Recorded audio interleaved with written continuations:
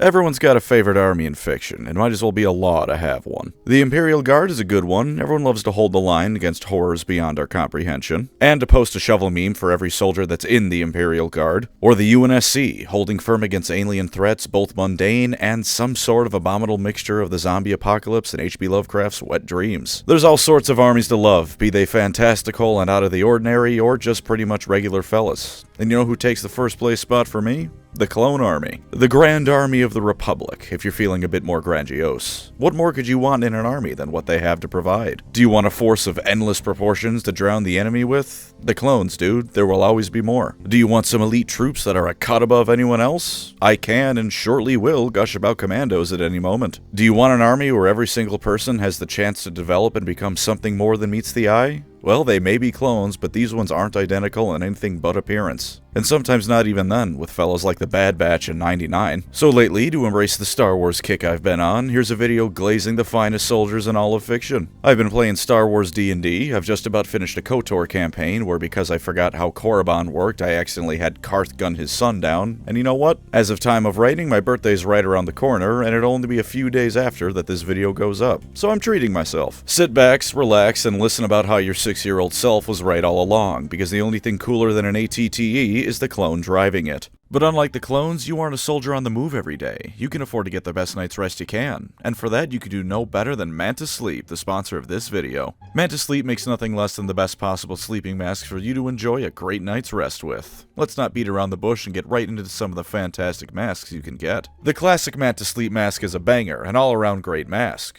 The Mantis sound is perfect for those of us who like a bit of background music while we sleep, maybe a podcast, some tunes, whatever you like. The weighted mask I can personally attest to is wonderful for those of us who want a bit of pressure, and of course the Manta Sleep Mask Pro is for those who want only the best shut-eye for their beauty rest. As of late, I've been using the Manta Sleep sound with the cooling eye cups. Sometimes it gets a little hot at night, even in winter if you've had the heat turned up pretty high. Well, with the cooling eye cups and some sound to help me when I lay down, I'm out like a light almost the moment I hit the bed. Couldn't recommend it enough for your sleeping needs. And if you too want to experience the wonder of Manta and their wonderful sleep masks, I've got just the thing for you. Use my link in the description and use code PANCREAS to get 10% off your entire order, excluding bundles. That's my link in the description and pinned comment, and code PANCREAS for 10% off your entire order, bundles excluded. If you want the best rest you can ever get, you can do no better than Manta Sleep, so order a mask today and get ready to hit the hay like never before.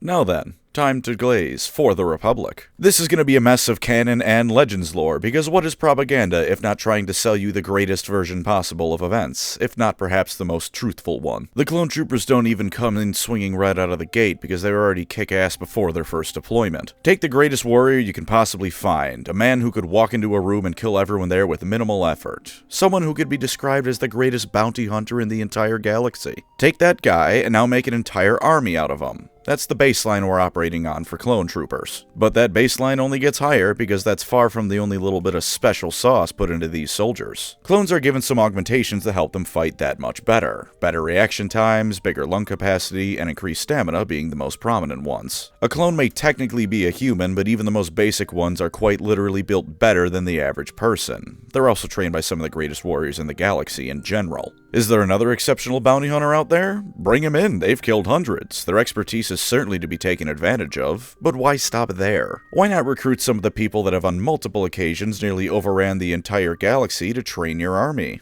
This is almost certainly my bias towards KOTOR speaking, but Mandalorians really are incredible fighters. It took one of the most powerful and brilliant Jedi in all of history to take him down, and even then the final battle came down to a super weapon that made gravity go all wonky. Prior to that, it was non-stop Mando victories. It's kind of like how every now and again Germany decides to go head-to-head with the rest of the planet and does alarmingly well for one country versus everyone. And those are the people that also helped train the clone troopers, with special attention being given to troopers like commandos to really make sure they could take on whatever is thrown at them. This frequently included live-fire exercises, because sometimes the only way to really know if someone is ready is to shoot them with an actual gun and see what happens. With a military education and training program from birth and the finest equipment available, the clones were primed and ready for greatness out of the gate. Now, training is all well and good, but how do they do when they actually had to fight a real enemy? Come Geonosis and they prove they can fight just fine alongside the space wizards. While the Force users and their elegant weapons from a more civilized time were being unceremoniously cut down, while Dooku gazed down with his signature look of superiority, the clones know that, hey, guns and dropships exist and they're quite useful. Whatever Jedi wasn't a corpse by that point was promptly rescued from otherwise certain death, and the clones would proceed to largely annihilate the droid forces they were sent to fight. This was by no means a bloodless victory. Nearly 4,000 commandos alone died on the planet, and tens of thousands of regular troopers were wounded or killed as well. But the droid losses were significantly worse, to the point that after listing the dozens of other ships lost, the Star Wars wiki page for the battle just says, "A large portion of the Confederate Navy." Meanwhile, the clones lost 0 ships. So the battle was resoundingly in their favor, in spite of absolutely brain-dead tactics like Windu taking soldiers specialized for surgical strikes and other Black Ops stuff and telling them to charge a machine gun nest. If they had people leading them that weren't glorified Zen monks who just about know how to wipe their ass without giving a speech about how the dark side gave them diarrhea that night, they'd have done a million times better. Now, the numbers across the Star Wars sources on exactly how large the clone and droid armies were tends to vary between the two different extremes of sci-fi writers not knowing how scale works. On the one hand, I've heard that there were only like 3 million clones during the conflict, which for reference, the US Army had 16 million people in it at the end of World War II. On the other end of the scale, the droid numbers go as high as having over a quintillion droids, which would mean the Separatists produce 10 for every organic being in the galaxy. So in the interest of not trying to give myself and you all a stroke trying to figure out specifics, let's just say the clones were pretty heavily outnumbered. The closest thing I can come to almost reasonable, and saying almost reasonable for this makes me want to vomit from the sheer murder of scale, is tens of millions of clones and billions of droids. And yet the clones were winning pretty decisively in most of the engagements, at least in terms of the KD ratio. At a certain point, it stops mattering that B-1 battle droids are a joke of a combatant, because when there's enough of them to replace the oxygen atoms in the air with laser bolts, they really should just win. And I'm sure some paragon of lore knowledge is going to mention how actually Palpatine was secretly nerfing the droids whenever it looked like they were doing a bit too well in the fight.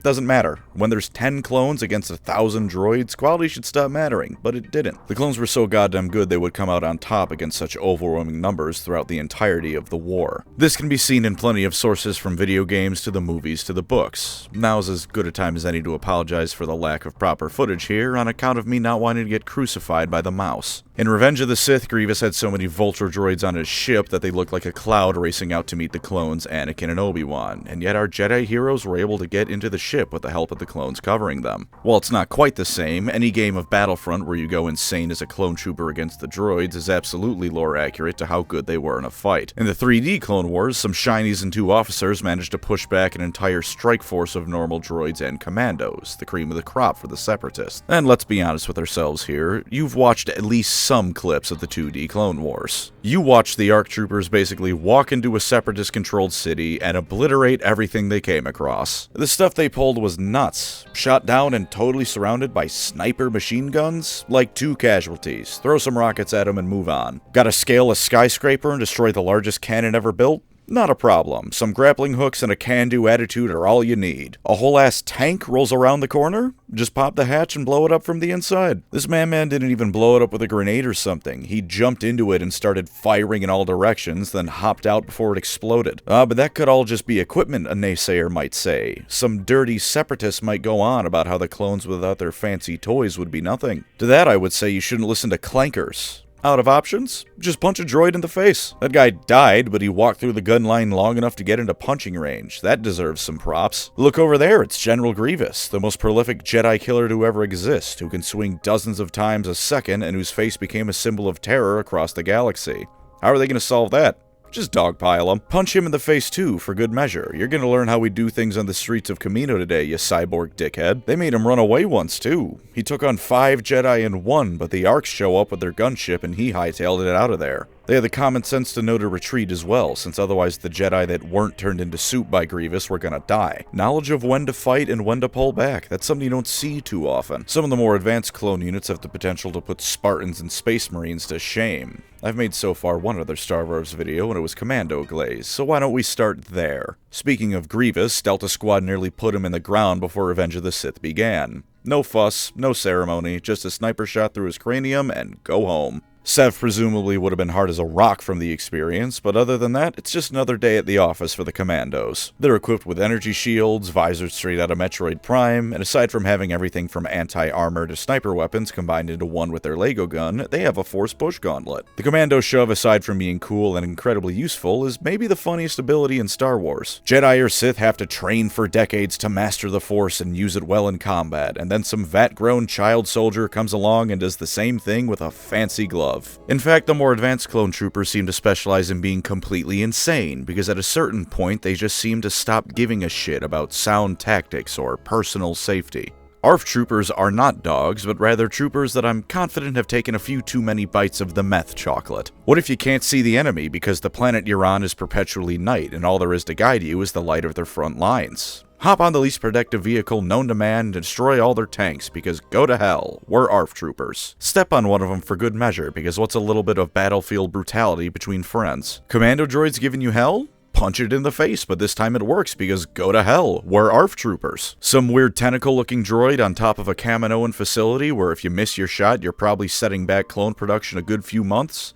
Go to hell, we're ARF troopers. Fire in the hole. And ARCs, of course. God forbid you piss off an ARC trooper. I'm heavily biased towards commandos instead of ARCs, but all you need to know is that ARC troopers are, again, the 2D Clone Wars guys. They're gonna win and make you look bad doing it. Briefly wrapping back around to rocket launchers, though, do not give one to a clone. Backblast is a problem for everyone but him, because he has a rocket and you're not denying him the chance to put it to good use. And when they're losing, they still make everyone else look bad. Captain Fordo apparently just decided super battle droid armor doesn't matter to him, because as he's telling everyone else to retreat, he just starts going to town on every droid in sight. He had a pistol, a blaster, and the heart of a champion, and for his troubles, he held the line long enough for Yoda to show up. My man didn't want reinforcements because he needed them, he wanted reinforcements so more people could see him solo the defense of Coruscant. Heavy, meanwhile, has the greatest response to anything ever said. This man doesn't take prisoners, and his sacrifice to destroy the relay station and alert the Republic came after he had been shot a whole bunch and took down dozens of droids all by himself. A clone trooper losing or dying doesn't necessarily mean you've won. Oftentimes it just means he's about to drag you down to hell with them. Incidentally, their advanced aging also means that clones are kicking ass at the age of 10 on average. Morally correct? Probably not. A sign they're amazing fighters? You bet it is. On reflection, though, it's not just the more advanced troopers that are batshit insane. Let's say you have to board an enemy ship from space. It happens in sci-fi all the time. How do you go about it? There's always drop pods or some sort of boarding vessel, like from Astartes or Halo. Or you could take your gunships and rush the hangar. That's an option too. Or you could just jump. Just take a leap of faith from one moving capital ship to another. Sure, they had jetpacks, but a jetpack doesn't have infinite fuel in it, and if you miss, you're plummeting to your death. Clones don't care. Fuck a force leap, I'm about to force these droids to learn fear. In spite of clearly being the precursors to stormtroopers, though, they were for the most part good people. They would usually do what they could to help people of the planets they were fighting on, such as with the Twi'leks on Ryloth. Even if you don't think you know that episode, you do, by the way, because that's the episode with the legendary Jedi Master, I'm a gun die. That attitude was pretty ubiquitous throughout the clone army. Sure, sometimes there'd be dissent, but for the most part they saw it as their given duty they gladly performed. The people of those planets were part of the Republic, and they fought for the Republic, so they fought for them as well as the Republic as a whole. Though this would rapidly turn around during Order 66, that's not something I hold against them. In new canon, it was a brain chip. They physically couldn't refuse the order. It was implanted in their brain in the most literal sense to turn on the Jedi in spite of the relationships they might have had beforehand. In Legends, it was just some pretty thorough indoctrination to follow orders no matter what from birth to adulthood. Their minds were either completely conditioned to follow through with it, or they just weren't given the choice. And before any of you bring up instances such as the many compilations you can find of the Republic committing war crimes or Captain Rex double-tapping an Umbaran, let me just ask you this. Where's the evidence? You saw it on a screen?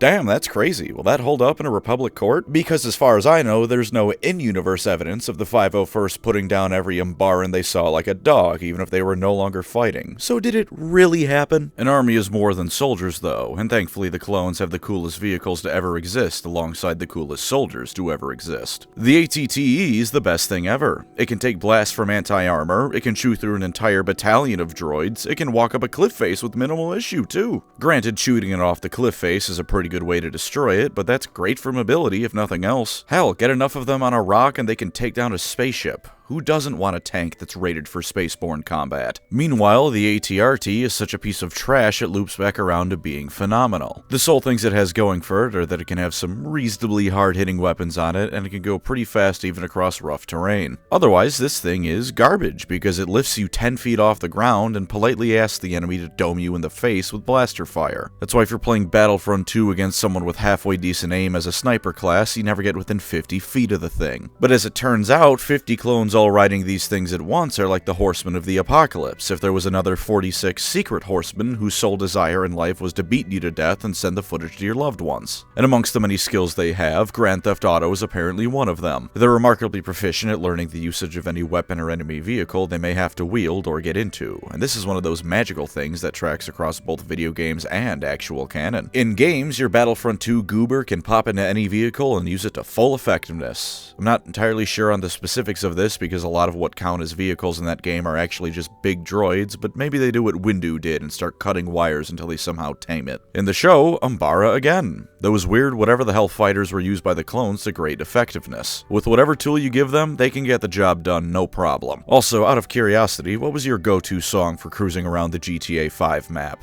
I was partial to Lady Hear Me Tonight and Scandalous. They really immersed me in the game, almost as much as getting shot by some dickhead in a flying rocket motorcycle unimmersed me. Kill every Oppressor Mark II user in real life. Looping back to the topic of beating people to death, Order 66. On one side, we have an admittedly outnumbered order of space wizard warrior monks who have existed for thousands of years, safeguarding the Republic and outlasting their worst enemies. They fought the Sith from Maul to the period where there were thousands of them. The Starforge, whatever the hell the old Republic Emperor was doing, they've had their ups and downs, but they've always come out on top. On the other hand, we have well-trained guy with gun. Guy with gun handily won. 1 minute there were thousands of Jedi in the galaxy. The next, like 100. Yeah, it was with the element of surprise, but the Jedi have inbuilt precognition that's gotta balance it out at least a bit. Now, after all that, I would like to talk about something else the clones do better than anyone else. Brotherhood. Moving briefly over to what this channel is usually about, Space Marines do often get the Brotherhood stuff down pat real good. Not always, sometimes the writers cock it up, but usually you get the feeling of them being warrior monk battle brothers. But clones do it better, for reasons both of camaraderie and physicality. For the first one, clones always have each other's back through thick and thin, and will do everything they can to support their Jedi commanders. Throughout the war, the clone troopers were always right besides the Jedi through the worst fighting imaginable.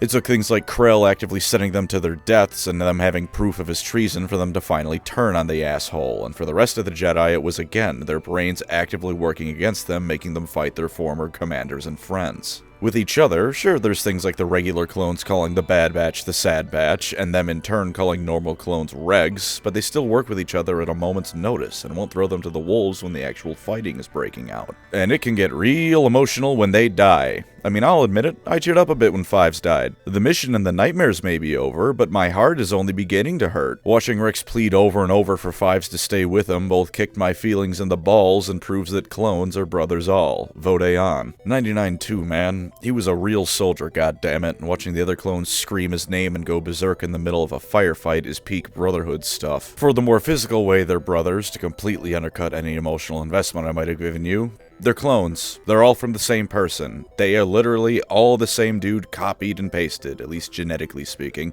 I cannot imagine a way to make them more like brothers to each other than if Django had an identical twin brother who was also used to make a cloning template. And while this next point isn't exactly an in-universe thing, music that plays when the clones are doing big things is banger after banger. When they roll up in episode 2, it's awesome. When they march on the Jedi Temple, the theme is awesome. And for a theme song I can actually play, vote on. Does your favorite army have a Mandalorian chant? I don't think it does, but the clones do. Some of the Commandos' trainers made them learn the song. Training mandated battle chant. That's it. That's peak. We've hit the pinnacle of badass army features. And for the final point, For the Republic is the best battle cry. Let me go over 2 others to explain why they aren't as good. Remember Reach from Halo. That's a solid one. UNSC soldiers shouting about how they're going to fight on in memory of their fallen comrades on a doomed world. But it can also be something completely unrelated, like 2 dudes talking about their vacation. Something like, hey man, remember Reach and that time we saw a Spartan walking around? Man, that was awesome. For the Emperor, another classic one. The Imperium is fighting for its god Emperor. That's got some religious motivation in it too. That's good for a battle cry. But also the Emperor's a prick and the Imperium is bad, so while it's good, I just don't like the guy whose name they're screaming or the thing they're fighting for. But for the Republic,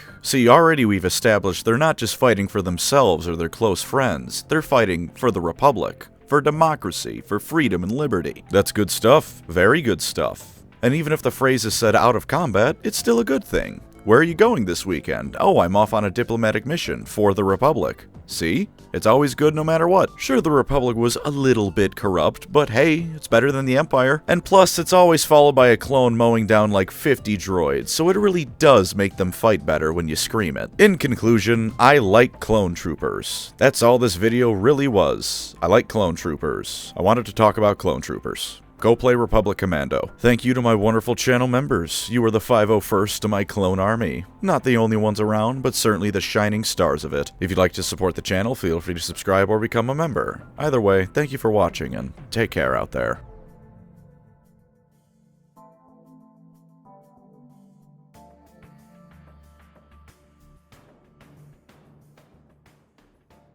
I love how every time the Night Sisters are involved in a story, everyone's tolerance for war crimes shoots through the roof. General Grievous killing Jedi and clones shows how much of a brutal conqueror he is. General Grievous killing a bunch of Night Sisters, and shit, I'm screaming run right along with him. Also, real talk, Grievous is a good friend to have. Dooku needed his help, so he committed a genocide. Get yourself a friend like Grievous.